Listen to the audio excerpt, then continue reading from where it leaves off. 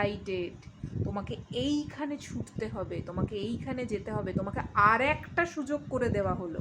তুমি তোমাকে চিনে নাও, তুমি তোমাকে জেনে নাও, তুমি পারলে আর একবার আর একটুখানি তৈরি হয়ে নাও।